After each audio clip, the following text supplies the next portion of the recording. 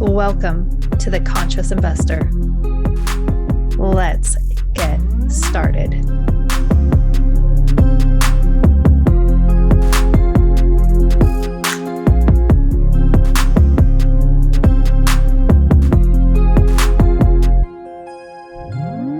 The most candid conversation you're going to hear between two people who work with investors as a primary way of working within the syndication space.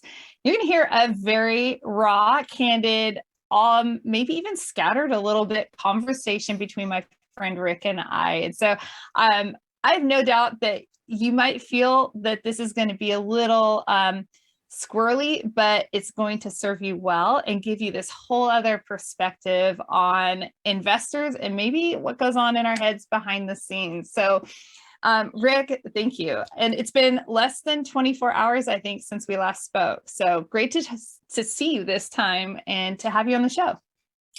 Yeah, we talked a year ago, and then a year went by, and now we've seen each other 3 times in the last week. So that's crazy. We see each other at a conference. We talk on the phone as I'm wrapping gifts for my daughter's birthday, and then it's like, hey, I have a slot.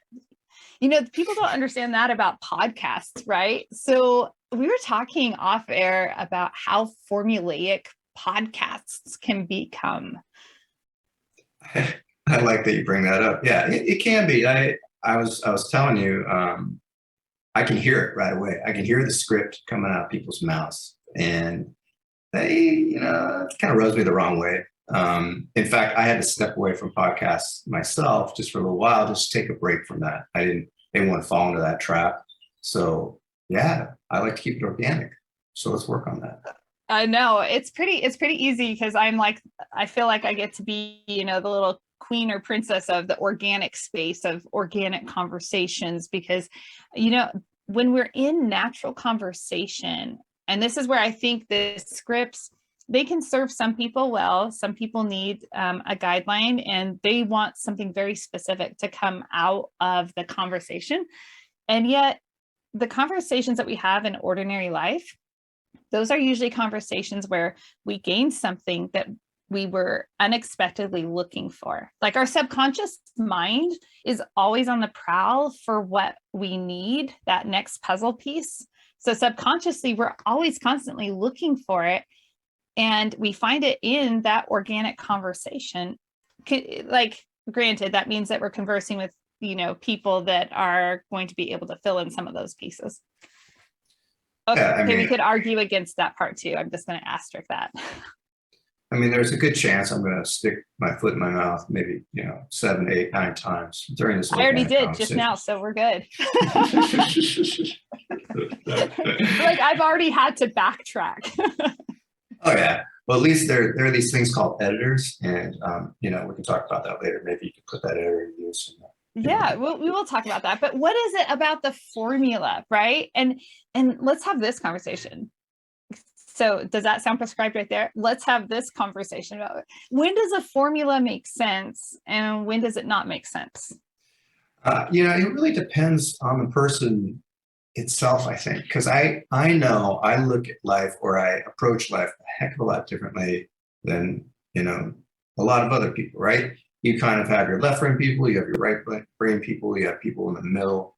I'm very in awe of those people that could schedule out every minute of their day, or at least every hour of their day. I think there's a lot of power in time blocking, but at the same time, there's that left brain side of me that wants some certain things to unfold in life, and I feel like it's a tad bit robotic.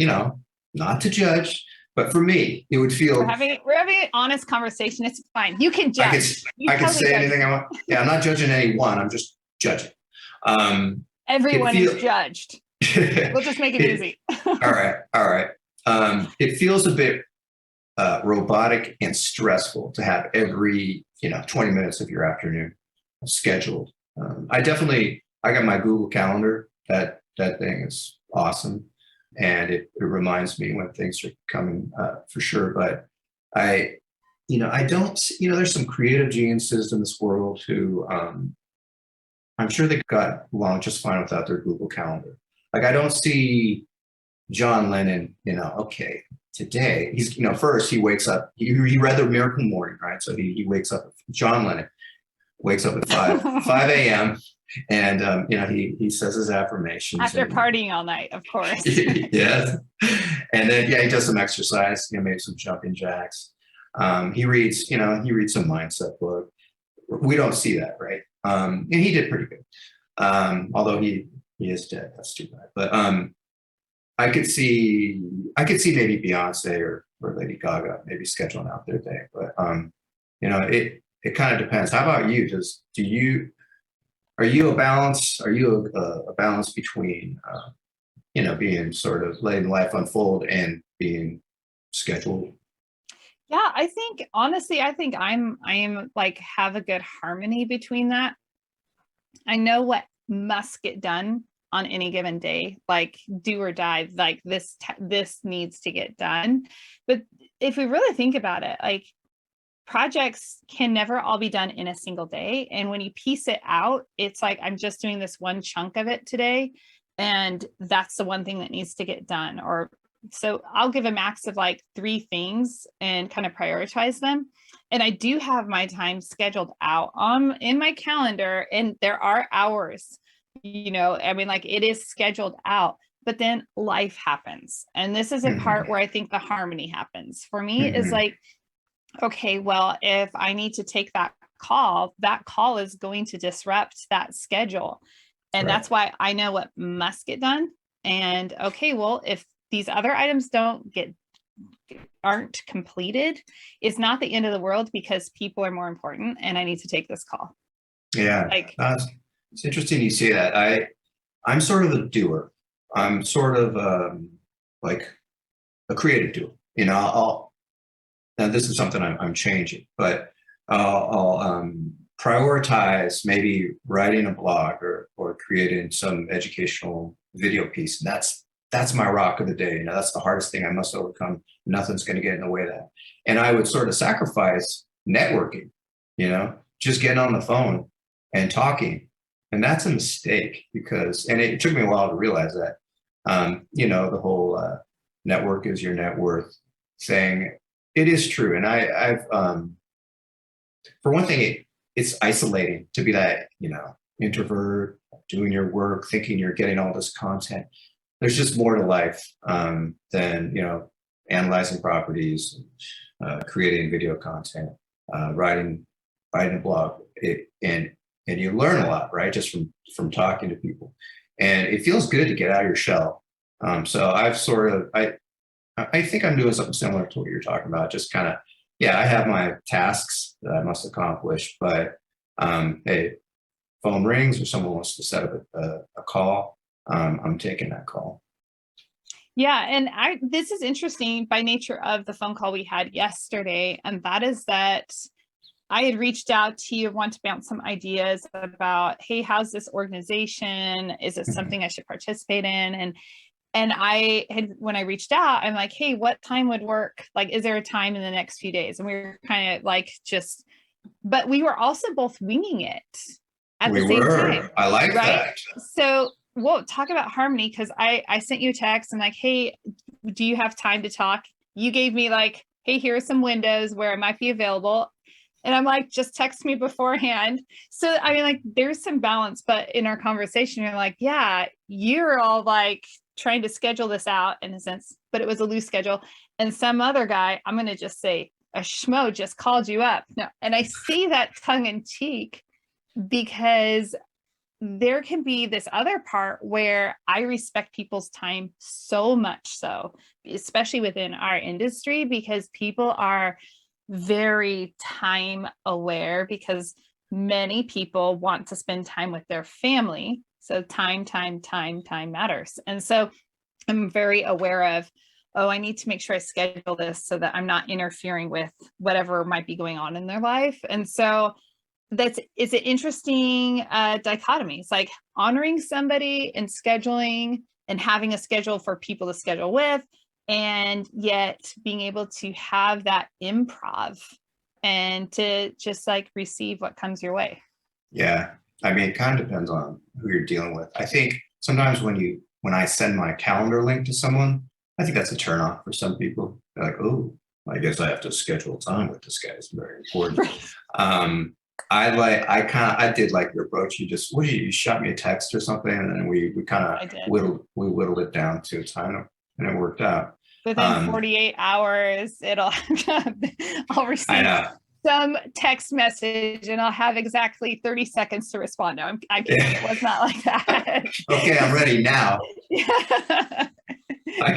You know, what's interesting though is that you mentioned that could be a turnoff, and for those of you listening, I would love feedback on this. And you might be on the passive investor side, like you might be wearing a lot of different hats. Like, shoot Rick and I a message, an email, and we'll have all of our contact info in the show notes. Shoot us a message, and you can like CC both of us, because I'm sure he and I would both love to have like that type of feedback. Is it a turnoff?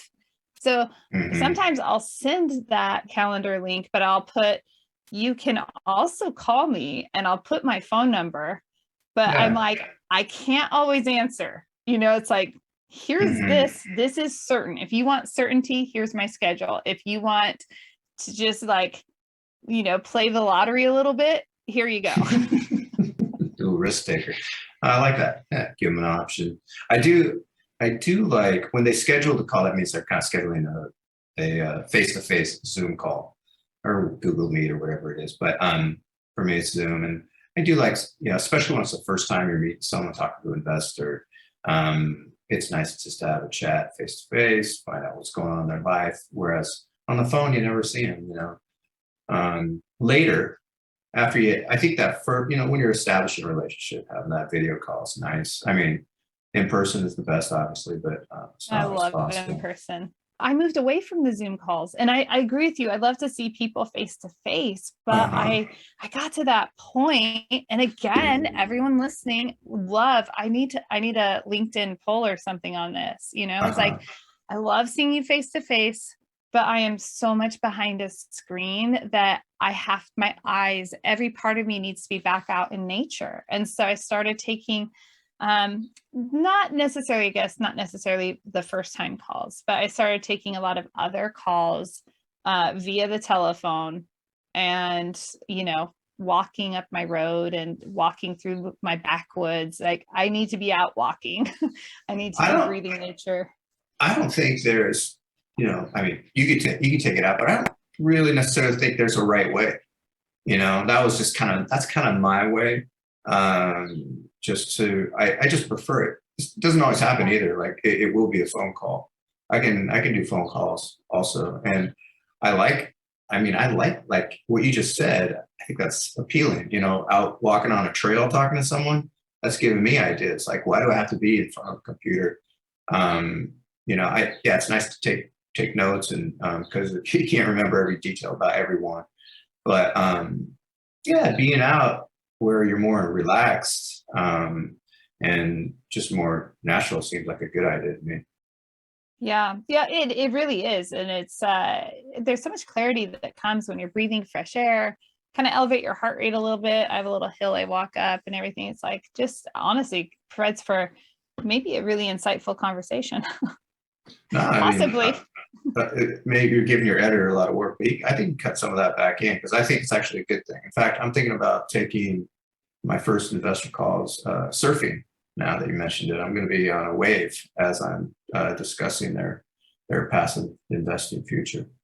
Like, it's flat out here. Let's talk about your future before the next set comes in. Maybe I'm taking a barrel, you know, that.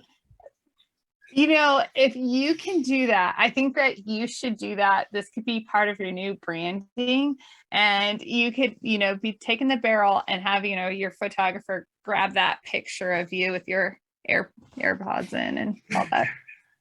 By the way, I mean, I don't think I've ever been barreled in my life, but it's a nice spot. All right, so you got it. You're headed to Hawaii. You're headed to, I don't know where. Nazaré.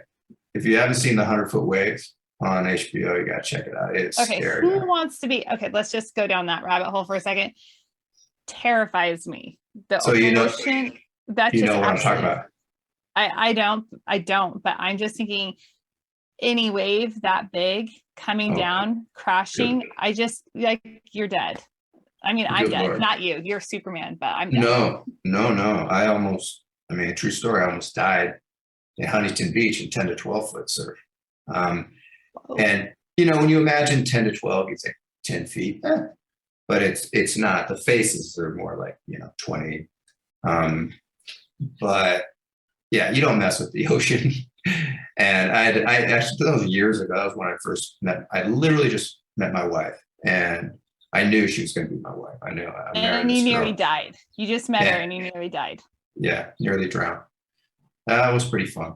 Um, uh, Basically got taken under so far and for so long, and then I came back up and was able to get like a half a second of breath, and before another colossal just wall, came down on me. And yeah, I'm underwater thinking, man, I just met this girl. She's great. I could even see having children with this girl. And now I'm gonna die.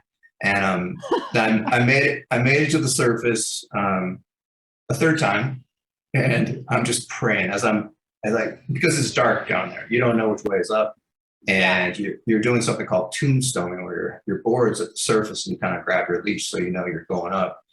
And I'm just praying. I'm starting to see the light bubbles. I'm coming to the surface, and I'm just praying, please, please don't be another one. And of course, I get my head out, and here comes another one. Like I maybe like got that much of a breath, and now I'm like down there, like okay, now I'm definitely dead. This sucks. I wish I could like send her a note or something, like hey, babe, you're the best. Really wanted to marry you, but I'm gonna die now. I'm gonna drown. But yeah, I'm sorry. But somehow I got pulled into shore. Definitely, sucked in some water into the lungs. Was seeing stars, and I had a buddy that had gone out. He was like, "Man, that was intense out there." I'm like, "Yeah, I'm lucky to be here." It was freaky. So Nazare, what's it called? 100-foot wave, HBO. Check it out. It's Okay, wait. I can't begin to even imagine. I no, yeah, exactly. And this is why I learned my lesson at about age 8 or 9 on a boogie board in Santa Cruz, California, Oh yeah, and had my own like minuscule, like doesn't even compare to that, but to an 9-year-old with a yeah. boogie board getting trapped under it with the waves continually coming, and it is dark. It's not like you're in the nice coral, like, well, I don't want to be in a coral reef, but the nice Caribbean clear ocean. The Pacific, is not like that largely. And so it's dark, especially if you're down deep, like where it breaks and it's far deeper. But I have to know like how, like literally not many people have such a near death experience. So how did that impact the rest of your life? No doubt, impacted it a lot. It woke me up. Like I think, and I still suffer from it, but I do try to remind myself. I think people always think I can get this done tomorrow. I can do that tomorrow. All right, I always have tomorrow. You don't necessarily. So I think until you're really tested, until you really have that life-threatening moment, maybe you'll never feel like you have that. Like you got to make the most of every moment, and it's tricky. We can't really make the most of life unless and this is a perfect segue into real estate. We can't really make the most of life unless we have the freedom to choose, how we want to spend our life. So even before that happened, I was never a big fan. I went to the University of Washington Business School, and I went through some corporate interviews, and I just knew sitting there, it's like, this isn't me. I know I'm not going to want to do this. I kind of went in and out of some jobs and didn't like that, having my schedule controlled. It just it didn't sit well with me. So I always knew I wanted something more entrepreneurial. And then I just kind of backed into real estate. I was lucky. I bought a house to live in. And then I ended up making a career switch. That's how I got into the entertainment business and not acting. I By was the gonna way, say, I think you have to qualify what entertainment business means, because that could be every adult single entertainment. You know, who every knows? single person's mind goes like their knee jerk when they hear entertainment is like, like which part of the entertainment are you in? Are you cast? Are you crew? Are you Well, advertising and marketing? And what kind of entertainment are yeah, you? I was a famous director. No, I worked in film titles and commercials. So I do a lot of promotional stuff for television series, or I do a film title, like I did like Venom, this movie Venom. I did Oh yeah, just the movie Venom, yeah, just dropping the names here. Um, did did like a logo that stayed for a while with Lionsgate Films. It's kind of exciting stuff, but it was a tough world to be in. I mean, people just expect that it'd be like midnight. Hey, Rick, it's like Office Space. We're gonna need you to come back in. Yeah, sorry, but we really have no choice. It was that sort of expectation. Or um, the Slack app.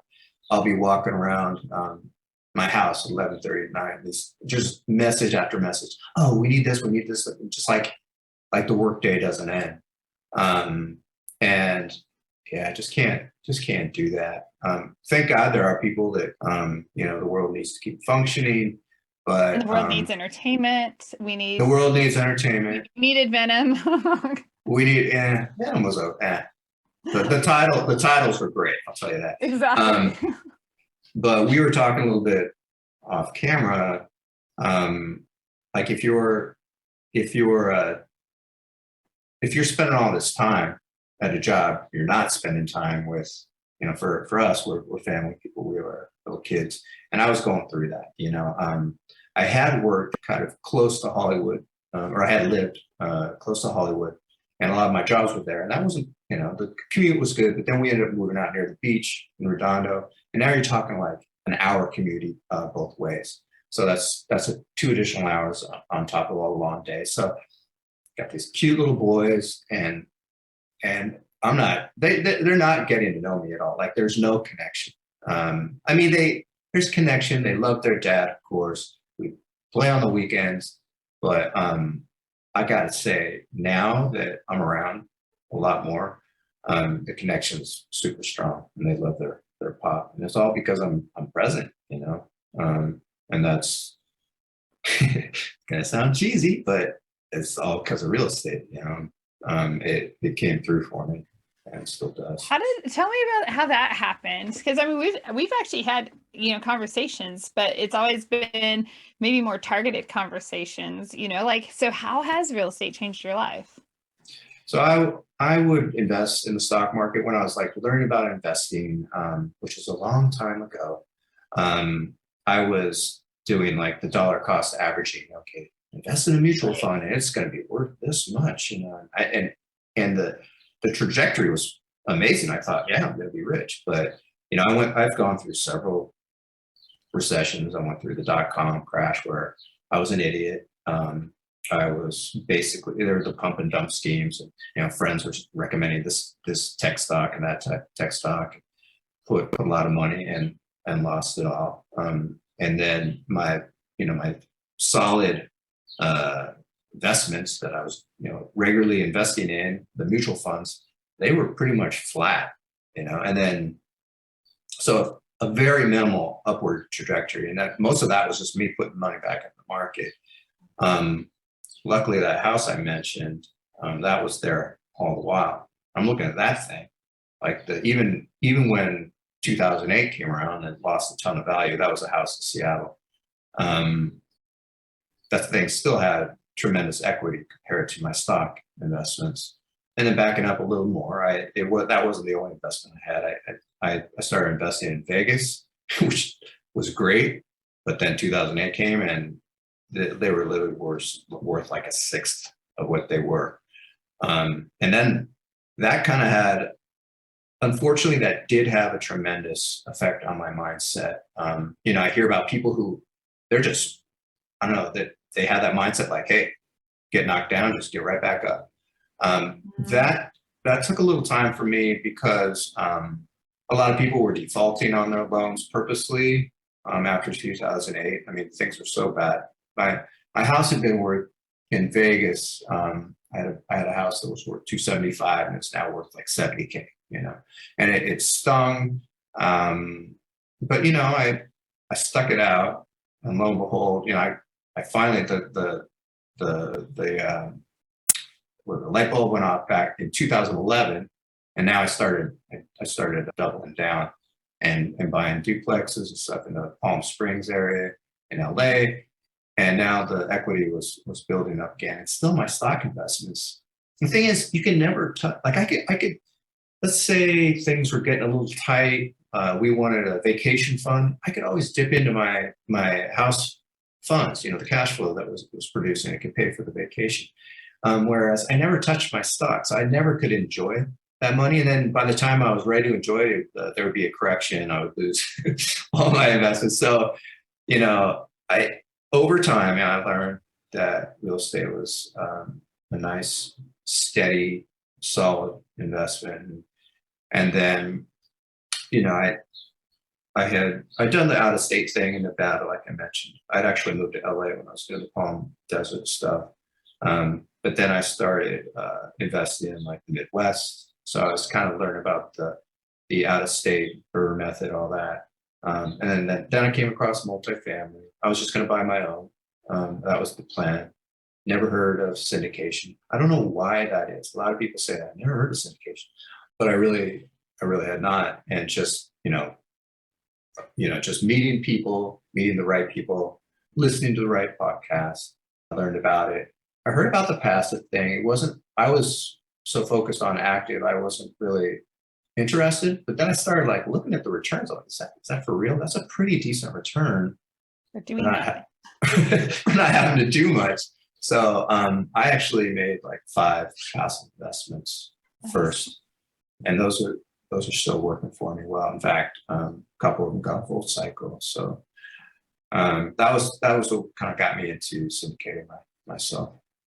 How was that? Like, did they go full cycle before you started syndicating any of them, or did you start syndicating as they were still cycling? They've recently gone full cycle. Okay, what's that? Yeah. Mine, I haven't. Ours have not gone full cycle, and I'm looking forward to it.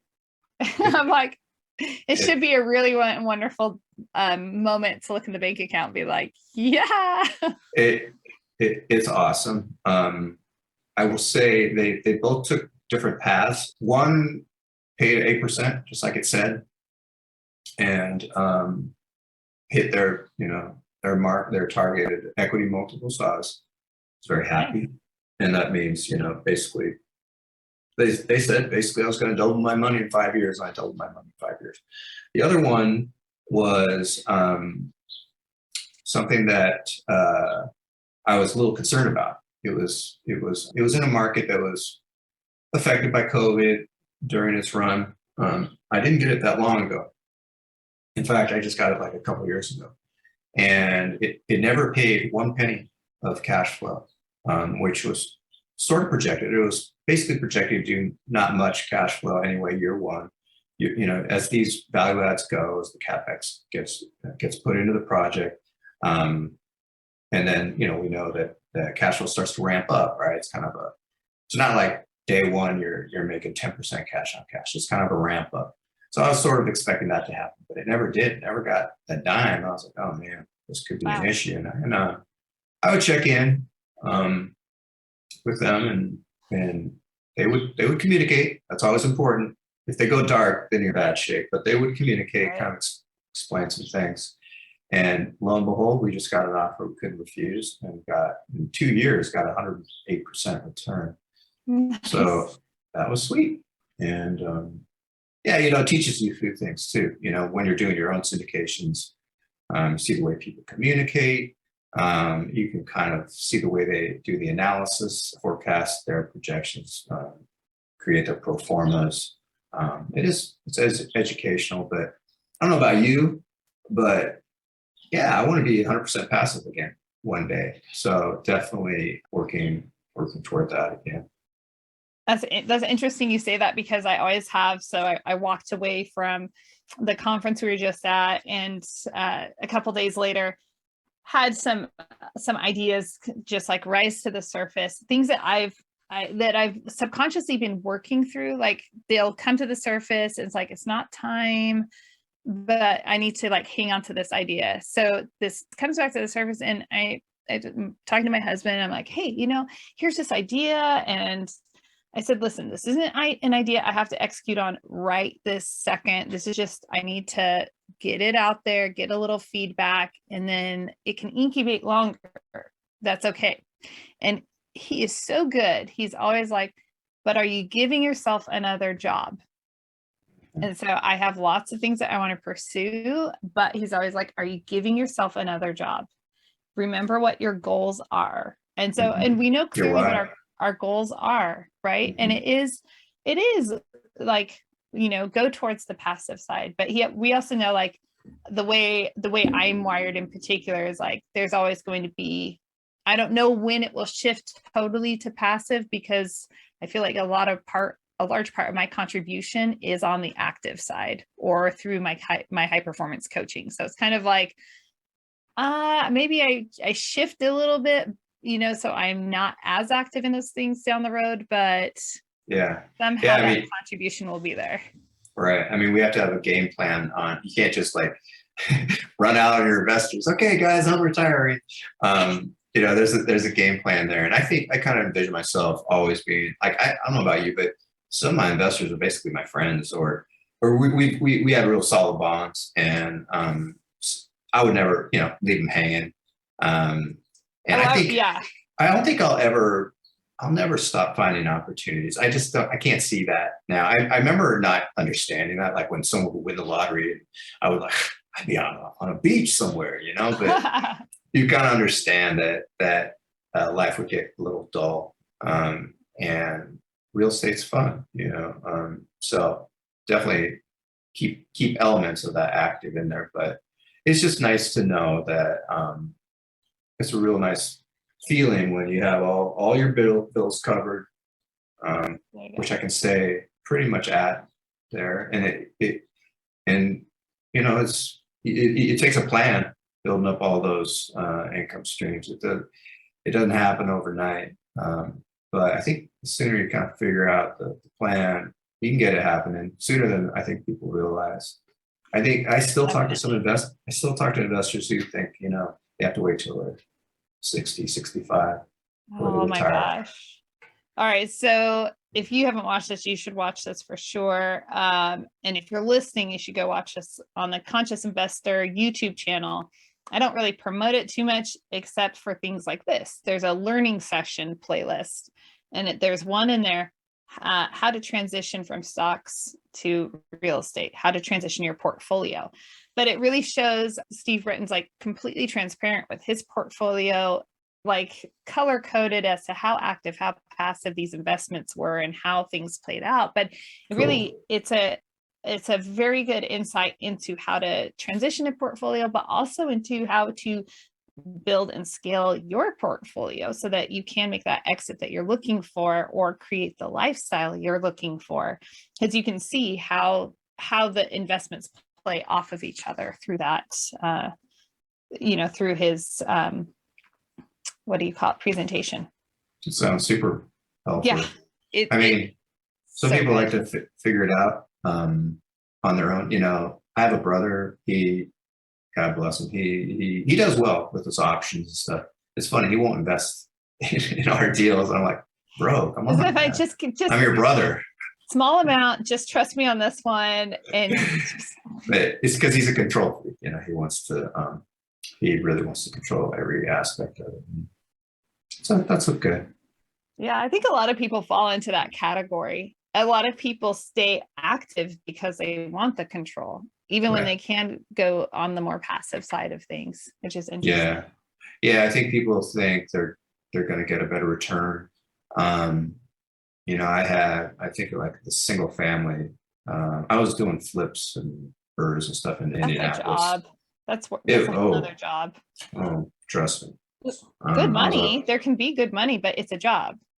Yeah, and when I had a full-time job, and I was doing that, it was stressful. I would have to, um, you know, my old job, it could get crazy, and it just wasn't convenient when I get a call and from the property manager who wasn't performing, and renovations weren't getting completed, and wasn't getting rented, and it was costing me money. But I remember, having to step outside at the worst times. Yeah, I don't like that. It it's and then also, I think the reason I began this was I had this one. It was a buy and hold, and I wrote out the projections, but there are things that happen that you just can't control, like this group of people that were allowed to move into the place. I had no idea, according to the property management, it was just one investor. Well, it turned out, I think there were a bunch of people, like, unfortunately, like into meth or something, and it became a cockroach farm, and Oh, wow. they destroyed that place. And I was paying for I think it was monthly or quarterly drive-bys where they would inspect the place, and I was getting no reports of this. But not only that, but then the sewer main went out. Maybe they had something to do with that too. Who knows? I don't know what they're putting down the drains. But yeah, I was projecting that thing was going to be like a 35% return. It ended up being 4%. At least I didn't lose. But Right. The headache, the stress. the time that I invested in the stress for 4%, not worth Right. it. That's really interesting you say that, because a lot of times I've said this to some friends that are involved in their own form of real estate, and they're like, okay, buy, like, that's more active and more on that flip side and everything. And it's like, you can do very well by the time you factor in your time, by the time you factor in the taxes and everything else, and it's one and done, and then you have to move on. I don't know, it just, for me, I'm kind of like, I'd rather have something where if I invest my time into it on the front end, it's going to just get going and cruise on Right. its own. And I don't mean Right. like negligence, hands off, right? Obviously not. There are operations and management that has to be, always oversight, but the level of, I don't have to go and find something entirely new. If I just nurture this, it's going to be good. Yeah. No, I got out flips pretty quick. It was a lot of work. And it was kind of the thing with the contractors where they weren't hitting the marks like they said they would. And the returns were not worth all the time and stress. And it was kind of fun. I suppose I fell prey to those, House Hunter or whatever those shows, all those flipping shows. Wanted to try it. I kind of like renovations. I think that's why I got into it. But yeah, not for me. We still renovate apartments, right? Oh my gosh. Yeah, totally different though. I like a business plan. All right, Mhm. Rick, we have to wrap up, which you and I Mhm. could talk and talk and talk, except if we're at a conference, because somebody will come up and interrupt, and there are no finished conversations at conferences. So. Oh my goodness. I'd forgotten that. But I'm not a good interrupter. I'm great at getting interrupted. A lot of my conversations get ended, so I guess I have to be on the aggressive side next time. Be on both sides of it. Okay. That's what I encourage all people. It's not interrupting. I usually bring people in with me also. I had someone that needed to meet somebody else. I knew that we were all friends, but we hadn't met in person. And I pulled her. I've never done this, but I knew the caliber of the relationships. I'm like, I have to extract her from this conversation. But I also invited everyone else and said, I need you. I have someone you have to meet right now, but everyone is welcome. And some of them came along and we had a great conversation. Yeah, good. It was fun talking about BEC. It was fun. It was a good time. Yeah, very good times. Well, Rick, where are people going to find you? They're like, this guy's down to earth. We like him. Want to go surf with him? Yeah, come ride that barrel with me. It's easy. Go to fortressfederation.com/guide. I have a little quick start guide for you on if you're unfamiliar with investing syndications. It'll lay the land pretty easily and quickly. And you can find me on LinkedIn too, Facebook. I'm around. You're around. LinkedIn's the happy place. Go to LinkedIn. Yeah, I'm there. Awesome. Thank you so much, Rick. I appreciate your time. I always enjoy conversations with you. And I'm sure that, you know what, listeners, this is, I mean, a normal conversation, but then like we're hitting this all from like a different angle, which is super duper fun. So I love that. So make sure you shoot Rick and I an email and let us know, like, what do you like about this? What did you not like about it? You can be contrarian. We're I don't want to hear. I don't want to hear that. Don't worry. Oh my gosh. All right. Amazing listeners. Until next time, live big, love bigger. Are you enjoying this episode? Do the world a favor and help trip the algorithm by leaving a review so that this content reaches many others.